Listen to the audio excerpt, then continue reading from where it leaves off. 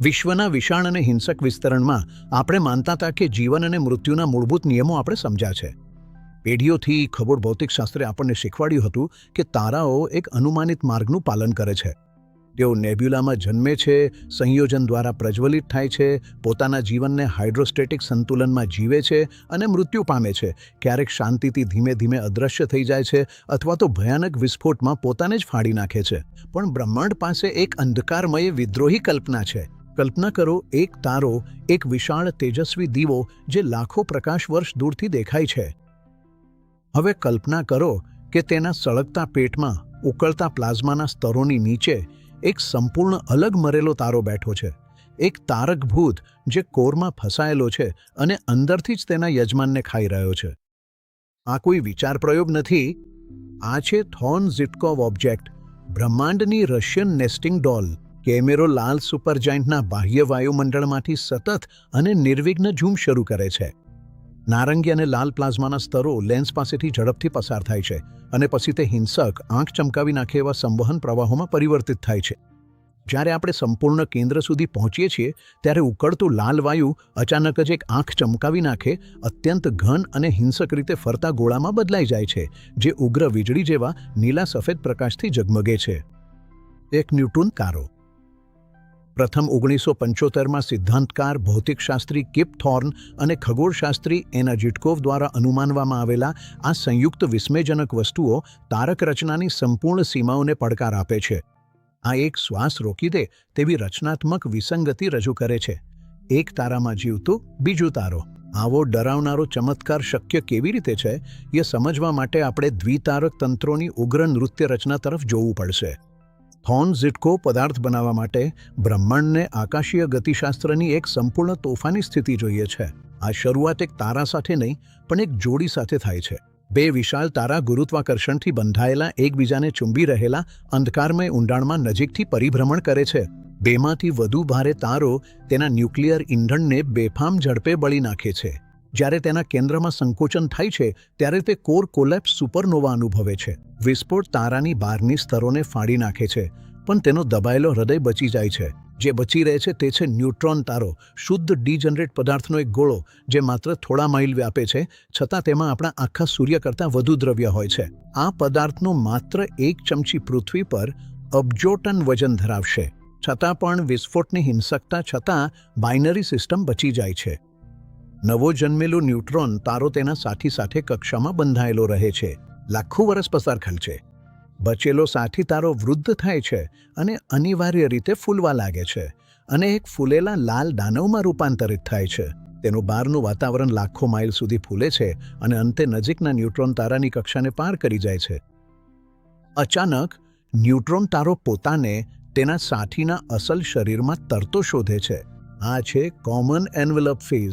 જ્યારે ન્યુટ્રોન તારો ગરમ પ્લાઝમાના ઘન દરિયામાંથી પસાર થાય છે ત્યારે તેને ભારે હાઇડ્રોડાયનેમિક ડ્રેગનો અનુભવ થાય છે. તેની કક્ષીય ઝડપ ઘટી જાય છે. હજારો વર્ષ સુધી ધીમા ગતિના મૃત્યુના ચક્રવ્યૂહમાં ન્યુટ્રોન તારો તેના સાથીના અંતરડા તરફ વધુને વધુ ઊંડો ડૂબી જાય છે અને તેની સાથે સામગ્રીને ખેંચી લે છે, જ્યાં સુધી તે મરેલા કેન્દ્ર સુધી પહોંચી ન જાય. મૂળ યજમાન તારાનું કોર વિક્ષેપિત થાય છે અને આ બ્રહ્માંડના ઘૂસણખોર તારો હવે દાનવનું નવું ધબકતું હૃદય બની જાય છે. પરંપરાગત તારો એ એક સુંદર એન્જિન છે. તેના કોરમાં ન્યુક્લિયર ફ્યુઝનથી તેને શક્તિ મળે છે, જેમાં હાઇડ્રોજનને હિલિયમમાં ફેરવવામાં આવે છે અને આકર્ષણ બળના ભાર સામે બહાર તરફ દબાણ કરીને એક સંપૂર્ણ સ્થિર સંતુલન જાળવે છે. પણ થોર્ન ઝિટકોવ ઓબ્જેક્ટ તો સંપૂર્ણપણે અલગ જ પ્રાણી છે. તે તારાઓના વિકાસના સામાન્ય નિયમોનું ઉલ્લંઘન કરે છે. તે સામાન્ય કોર ફ્યુઝનથી શક્તિશાળી નથી. તેના બદલે તેના કેન્દ્રમાં આવેલા ન્યુટ્રોન તારાની અખંડિત ગુરુત્વાકર્ષણની તીવ્રતા દ્વારા તે સંચાલિત થાય છે. જ્યારે વિશાળ આવરણ નીચે વરસે છે ત્યારે તે અતિ પ્રચંડ ગુરુત્વાકર્ષણથી સંકુચિત થાય છે.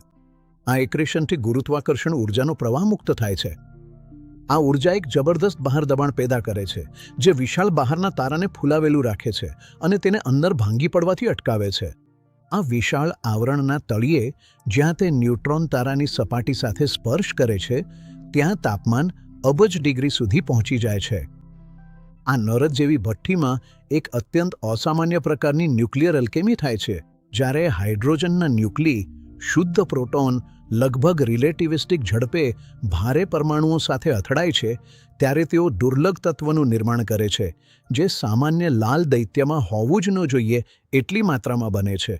આ એક રસપ્રદ સંયુક્ત અવસ્થાની અનન્ય રાસાયણિક ઓળખ છે. લગભગ 40 વર્ષ સુધી થોર્ન ઝિટકો પદાર્થો માત્ર કાગળ પરના સમીકરણો તરીકે જ અસ્તિત્વમાં હતા. તે એક ખગોળશાસ્ત્રીય દંતકથા હતી. કારણ કે બહારથી જોવામાં આવે તો થોર્ન ઝિટકો પદાર્થ એક સામાન્ય લાલ સુપરજાયન્ટ જેટલો જ દેખાય છે. એવું એક શોધવા માટે ખગોળશાસ્ત્રીઓએ તારાની પ્રકાશ કિરણોને ઉકેલવા પડ્યા. એવું એક શોધવા માટે ખગોળશાસ્ત્રીઓ માત્ર ટેલિસ્કોપમાં જોઈને શોધી શકતા નહોતા. તેઓએ તારાની પ્રકાશ કિરણોને ઉકેલવા પડ્યા. તેઓએ બ્રહ્માંડમાં એક ખૂબ જ વિશિષ્ટ અને અસામાન્ય રાસાયણિક ઓળખ શોધવી પડી. તેઓએ બ્રહ્માંડમાં એક ખૂબ જ વિશિષ્ટ અને અસામાન્ય રાસાયણિક ઓળખ શોધવી પડી. રૂબિડિયમ, લિથિયમ અને મોલિબ્ડેનમની અસામાન્ય રીતે ઊંચી માત્રા. 2016માં ખગોળશાસ્ત્રી એમિલી લેવેસ્કીના નેતૃત્વમાં એક ટીમે ચીલીમાં સ્થિત શક્તિશાળી મેગેલન ક્લે ટેલિસ્કોપનો ઉપયોગ કરીને ડઝનેક લાલ સુપરજાયન્ટ્સનું સર્વેક્ષણ કર્યું. સ્મોલ મેગેલાની ક્લાઉડની અંદર તેમને તે મળી આવ્યું, એક તારું જેને HV 2112 તરીકે ઓળખવામાં આવ્યું.